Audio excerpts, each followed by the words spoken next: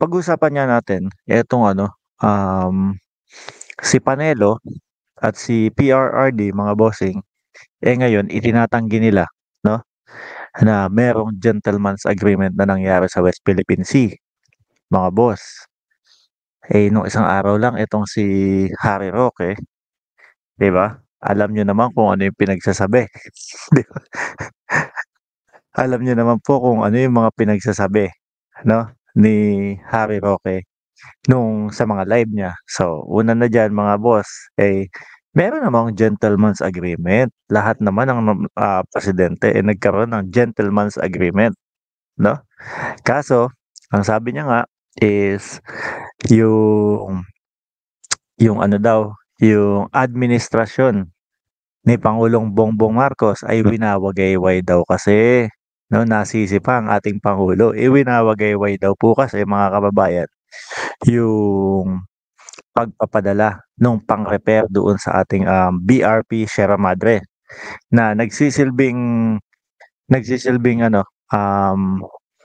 ating bantay diyaan sa West Philippine Sea mga kababayan. Dahil nga daw po nung panahon nila nandiyan na yung gentleman's agreement mga kababayan, pero ang ginagawa nila diskarte.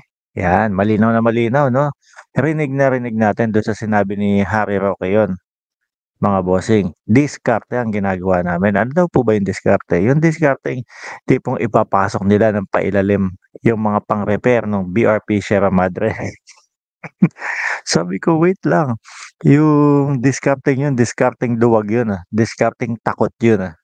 'Di po ba mga kababayan? Kasi kung ikaw talagang, ipinangangalandakan mo na talagang tayo sa'tin yang mga isla diyan, hindi ka dapat matatakot ng gano'n at ipapakita mo sa kanila yung tapang mo, which is eto po, yung na-a-appreciate nung mga, kakamping, mga bossing. Na-appreciate po nila 'yan.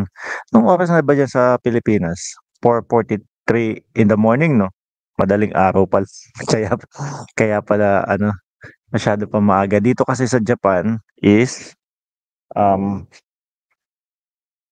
5:43 in the morning na, mga bossing. So ngayon, um, nagtuturuan na po sila. Umentra na po si Panelo, 'no, at dine-deny na walang katotohanan. Kung sino man yung nagsasabi na may katotohanan yung gentleman's agreement, kumbaga parang pinapabulaanan po nila mga kababayan. So sabi ko, ano na 'yan, siguro iniisip po nila mga bossing 'no, nung panahon na sinasabi ni Harry, siguro akala nila mailulusot ni Harry Roque, mga boss. Akala nila, kakagatin ng taong bayan, gano'n lang naman pala yung gentleman's agreement, Pero ang problema nila mga boss, ang problema po nila mga boss, nahalata ng taong bayan yung pagkalugi ng Pilipinas, 'no, doon sa gentleman's agreement na yun. Biruin mo ano, um, nakikipaglaban tayo para patunayan sa kanila na sa'tin yung mga isla na yon. Pero ang siste, eh, kanin, pagkain at tubig lang ang puwede nating ipasok. Sabi ni Ma'am Gina, Yoshida, ayan, Ohayo gozaimasu. Watching from California, USA. Shout out kay Belinda Cachola. Good evening po, watching from Riyadh. Mukhang nasa airport ka boss, airport ng Tokyo. Ayan. So ngayon, ewan ko na lang kung ano yung mga vlog nila Banat Bay patungkol dito kasi sila po mismo talagang rambol-rambol na mga kababayan, kung ano-ano na po yung, sinasabi nila at kung sino-sino na po yung nagtuturuan sa kanila, mga bossing, 'no? Kasi akala nila yung pag-e-explain ni Harry Roque is makakatulong sa kanila na mailusot. Ang nangyari, mas lumubog pa sila dun. Ang nangyari mga kababayan, mas mas parang nadiin pa sila dun. Sabi ko nga, kung si Tatay Digong, si dating Pangulong Duterte, mga kababayan, pinipigilan na nilang magsalita, 'no? Especially nung nasa Davao. Diyan sa Davao nag-umpisa yun, 'no, 'di ba? Nung nasa Davao kung ano-ano pinagsasabi ni dating Pangulong Duterte, hindi kinagat ng tao. Oh, biglang bawi sila sa Cebu, 'di ba mga boss? Biglang bawi sila sa Cebu. Oh, kesyo biglang bumalentong sila na ano sabi ni dating Pangulo?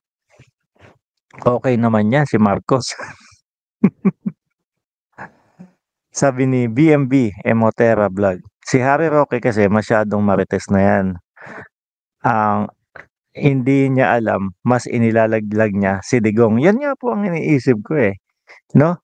Kasi kaming mga live streamer, kaming mga, naka-livestream mga kababayan, kumbaga, talagang mas nauunang tumakbo yung utak namin bago namin bigkasin yung mga, tumatakbo sa isip namin. Siguro it takes like 10 seconds bago namin ano, i-a-analyze mo muna. Pero kung etong si Harry Roque, mukhang basta bira na lang ng bira, eh, ano? Kasi siguro, nanggigigil na din po sa ating presidente at hindi nila kayang pabagsakin.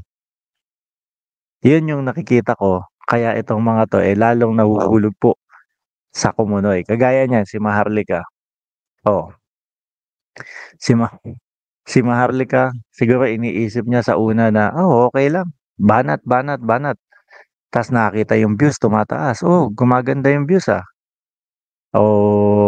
Dagdagan ko pa nga yung mga intriga ko sa kanila, dagdagan ko pa nga yung mga issue ko sa kanila kahit walang katotohanan. 'Pag walang katotohanan, mas mataas ang views, eh, 'di ba? Kagaya na lang niyang pulburon video na 'yan, oh. Eh, dun siya nahulog ngayon po masasabi natin na talagang patapon na ang buhay niya. No way out na po siya diyan mga kababayan. Biruin niyo 3 kaso na. Oh, tapos etong mga, huling mga vlog niya pa, mga bossing, eh, ako'y naniniwala na madami din dun yung ano, madami din yun madadagdag sa ano, sa magkakaso sa kanya. Bakit? Eh, ang dami niyang pinangalanan din, eh. Oh, ang dami niya din pinangalanan. Isa pa yung fake news 'no, na nilabas niya na nanggagalaiti siya, galaiting-galaite, na halos maiyak na dun sa vlog niya kasi binutata sila ng PIDEA na walang katotohanan yung papel niya, mga kababayan. Halos lamukutin na sa harap ng vlog niya yung papel niya, eh, 'no? Eto ba Lasso, eto ba yung sinasabi mo na na peke? O yan pa, Bertoy, 'di ba? Dinamay daw niya si Maricel Soriano. I'm not really sure kung siya mismo, 'no, o lumabas mismo sa bibig niya yung pangalang Maricel Soriano. Pero may nakita akong post na isa kay Jason Sa, 'no, kay Jason Sa na meron siyang binanggit na Diamond Star na sabi niya is, dapat magpaliwanag na si Diamond Star kung ano yung nangyari doon sa may Rockwell. Ayun, dun kumonek at dun tingin ko na nagkaroon ng idea ang mamamayan na si Maricel Soriano yung nakatakip dun, mga kababayan. Pero sabi nga nila 'di ba, at mismong sa PIDEA na po nanggaling na walang katotohanan at peke yung kanilang inilabas na papel-papel na gano'n. Dapat sa kanila ipanghugas na lang ng ano 'yun, eh, ipampunas na lang sa puwet nila mga kababayan.